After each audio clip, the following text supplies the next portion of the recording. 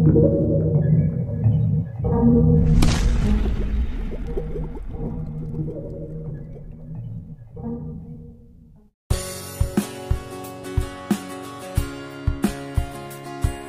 pembangunan jalan tol yang menghubungkan Pelabuhan Lembar di Lombok Barat dengan Pelabuhan Kayangan di Kabupaten Lombok Timur ditunda lebih dulu.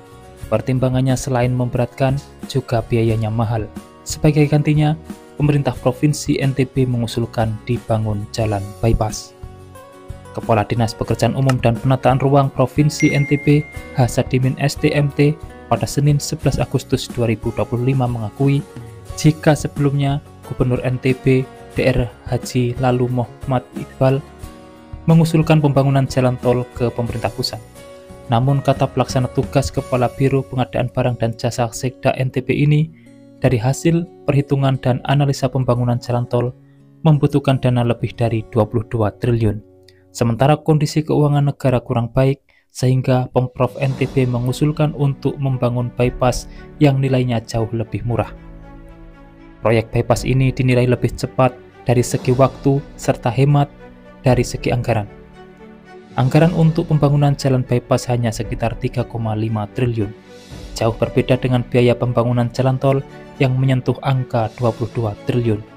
Mengingat jalan tol tahapannya masih sangat panjang.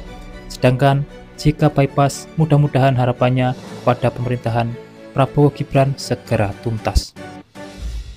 Sadimin menyebutkan, anggaran 3,5 triliun ini sudah mencangkup pembangunan jalan dan pembebasan lahan. Hal ini bisa dirinci dengan asumsi pembiayaan perbaikan bypass 1 sekitar 700 miliar. Kemudian untuk pembebasan lahan dan pembangunan jalan dari Lombok Tengah menuju Pelabuhan Kayangan sekitar 2,8 triliun. Jadi totalnya 3,5 triliun sampai 3,6 triliun.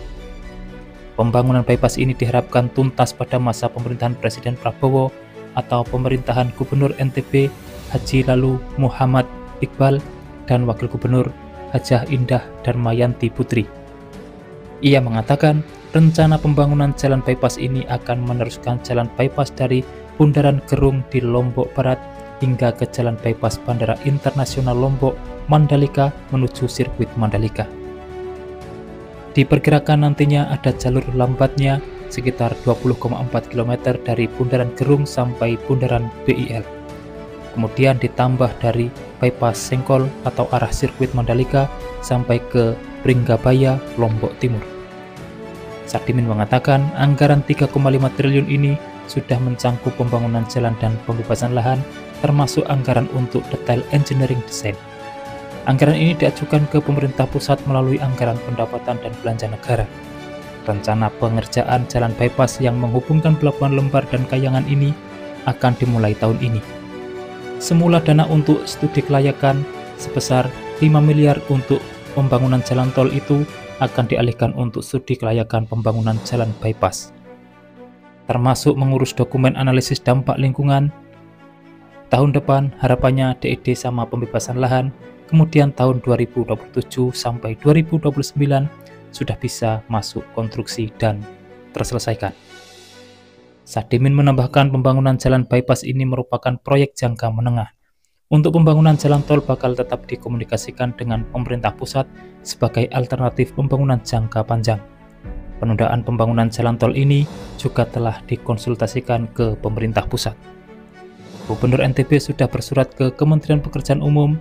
Lebih lanjut, ia menyatakan pembangunan jalan tol di NTB juga dinilai belum ramah bagi masyarakat NTB. Selain biaya besar dan waktu pengerjaan cukup lama, jadi untuk solusi jangka menengah memakai jalan bypass saja. Untuk itu, Sadimin menegaskan adanya proyek bypass dinilai mampu mengurai kemacetan di jalur yang ada mulai dari Kota Mataram hingga ke Pelabuhan Kayangan, Lombok Timur.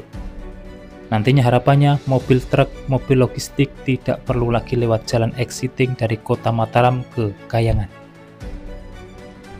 Demikian informasi yang dapat kami sampaikan untuk saat ini, semoga bermanfaat. Dan jangan lupa pantau terus channel ini untuk mendapatkan update informasi di setiap harinya. Terima kasih telah menonton dan saya pamit undur diri. Wassalamualaikum warahmatullahi wabarakatuh. Sampai bertemu di kabar menarik selanjutnya.